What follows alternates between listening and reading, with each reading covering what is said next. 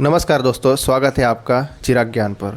दोस्तों, आज हम बात करने जा रहे हैं एक ऐसे वीर योद्धा की जो अपनी तलवार से मुगलों की नींदें उड़ा देते थे और अपने बलिदान से पूरे भारतवर्ष में अमर हो गए। जी हाँ दोस्तों, हम बात कर रहे हैं छत्रपति संभाजी महाराज के बारे में। दोस्तों, क्या आप जानते हैं संभाजी महाराज ने अपने छोटे से जीवन में ही 120 से ज़्यादा युद्ध लड़े, जिसमें मुग़ल, पुर्तगाली, सिद्दी और अंग्रेज़ सबको उन्होंने इतनी बार पीछे हटने पर मजबूर किया कि औरंगज़ेब ने अपनी ज़िंदगी के 27 साल मराठों से लड़ते लड़ते ही ख़त्म कर दिए। लेकिन इतनी शक्ति और प्रतिभा के बाद भी उनका अंत इतना कठिन और दुखदायी था कि आज भी सोचकर रूह कांप उठती है।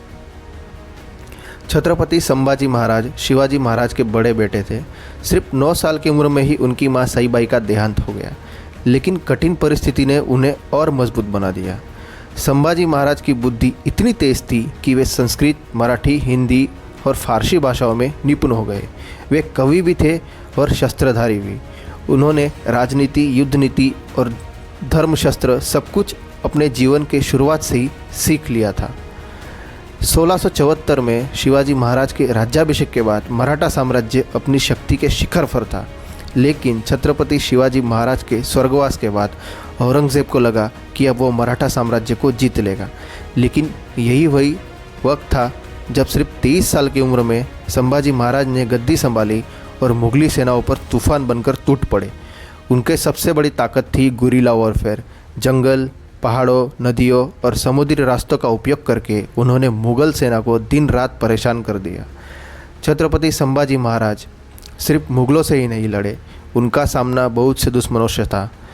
पुर्तगीज़ गोवा से मराठाओं को दबाना चाहते थे, सिद्दी समुद्री रास्तों पर कब्जा जमाना चाहते थे और अंग्रेज़ों की ईस्ट इंडिया कंपनी भी मराठों को कमज़ोर करना चाहती थी। लेकिन हर जगह संभाजी महाराज ने उन्हें शिकस्त दी कि वे सभी विदेशी शक्तियाँ उनसे खौफ खाने लगी। एक वीर योद्धा होने के साथ साथ संभाजी महाराज एक शास्त्रकार भी थे। उन्होंने एक ग्रंथ लिखा, बुद्धभूषण, जो संस्कृत में था।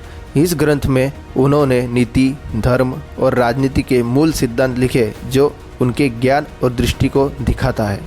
सोचिए, एक हाथ में तलवार और दूसरे हाथ में शस्त्र, थी छत्रपति संभाजी महाराज की असली पहचान। 1689 में एक ऐसा मोड़ आया जिसने इतिहास हिला दिया। छत्रपति संभाजी महाराज अपने ही रिश्तेदार गनोजी शिर्के के विश्वासघात के कारण मुग़लों के हाथ आ गए। उन्हें औरंगज़ेब के सामने पेश किया गया। औरंगज़ेब ने कहा, इस्लाम कबूल करो, तुम्हें जीवन दान मिलेगा। लेकिन छत्रपति संभाजी महाराज ने तुरंत जवाब दिया, मराठा धर्म और स्वाभिमान को मैं कभी नहीं बेच।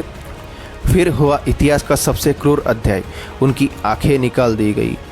जीवित अवस्था में उनके शरीर को दर्दनाक पीड़ा दी गई। लेकिन आखिरी शब्द जो उनके मुख से निकले वो थे, हर हर महादेव।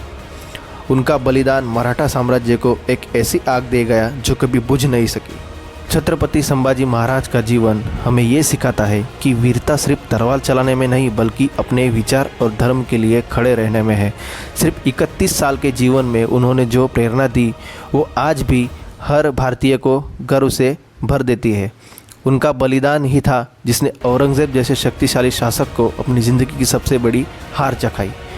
तो ये थी छत्रपति संभाजी महाराज की कहानी। आपको कहानी कैसी लगी यह हमें कमेंट कर ज़रूर बताएं और हमारे चैनल चिराग ज्ञान को लाइक, कमेंट, शेयर और सब्सक्राइब ज़रूर कीजिए। तब तक के लिए धन्यवाद। मिलते हैं अगली वीडियो में ऐसी एक अद्भुत कहानी के साथ।